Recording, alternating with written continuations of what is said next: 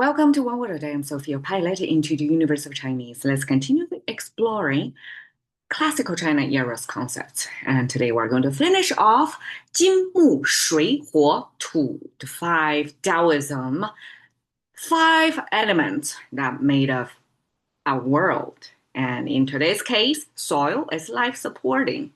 Just like a 水, we need definitely water, stay hydrated. We need fire to cook, but it's not essential. Like before humans or sapiens know how to use fire to cook, we don't necessarily have to have fire, right? But soil is, again, ever after Neolithic age, after humans figure out how to farm. Instead of a gather, we now have the plants in our farm field, so we know where to get them. It's guaranteed. It's like a food security solution back then, right? So it's about survival, and so soil to humans is basic life supporting element, just like water. So how Chinese 土 conceptualize what is soil? From the construction, it's very easy. It's just three strokes. You look at a 金木水火土, even all five basic elements were already simplified version, and then they are relatively easy, except the jin is kind of more, I guess, complicated.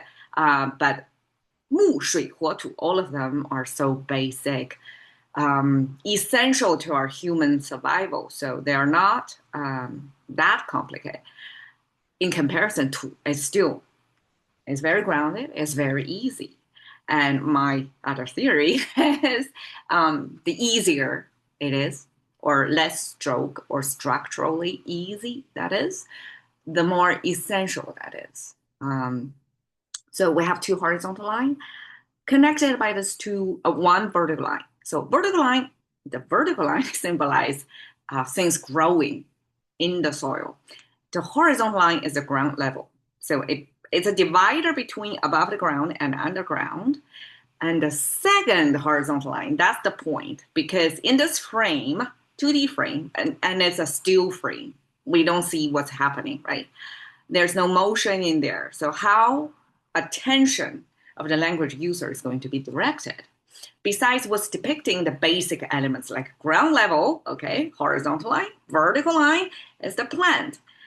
Then the last line is an indicator, or kind of like an arrow pointing. Draw your attention to the tip of this plant. That means the plant is rooted in under the ground and it's surrounding the root. So we're not talking about the space above the ground. The tension draws down to the very end of the root.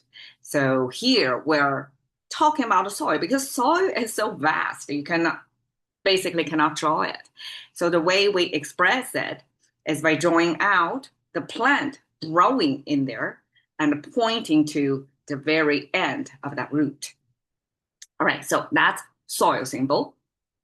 We have 沃土, 稀土, 土壤. So you can see the combination of 土, the expressions or phrases can be in the front or in the back. I gave you both versions. So these are just among the many, many combinations ever with 土.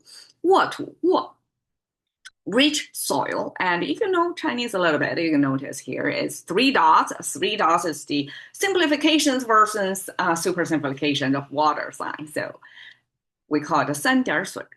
三点水. So basically it's this sign. Look at the full spell out water. It's a lot more complicated. But when it's put to the side, become part of the word, it gets streamlined. So three dots simplify symbols that water sign. So the whole thing means water rich or well irrigated soil. Because when you have the soil, that's not enough.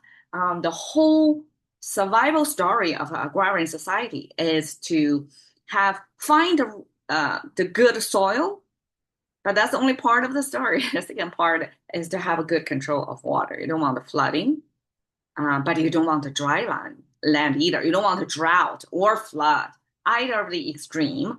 But things come in cycles, right? So the wotu is just right kind of soil with the right humidity in that soil. So we call that wotu, and it's equal to fertile land. So that's from the agriculture perspective. It's good soil. You want to use that with the right amount of irrigation there. 稀土 it's rare earth. That's what's on the news these days when US-China, this geopolitical struggle going on, and Xitu, this rare earth, became kind of a topic there, and how Chinese express rare earth. We, instead of using earth, because earth in Chinese implies the whole globe, we have 地球 for earth. In Chinese, we express it with soil because it's essentially what that is. Even if earth is also, we can regard it the whole globe, but also we can regard it as the ground, what's in there. But Chinese use the soil, particularly as here visually expressed. It's somewhere under the ground that's plant, like a friendly to plant to grow. And we express 稀, this rare, with this diluted concept. So it means things grow with sparsity or with distance. It's not highly dense or populated. So in that sense, it's rare. Before, when we're talking about mining, my theory, yes, I mean, it's my guesswork, but it's kind of logical, right?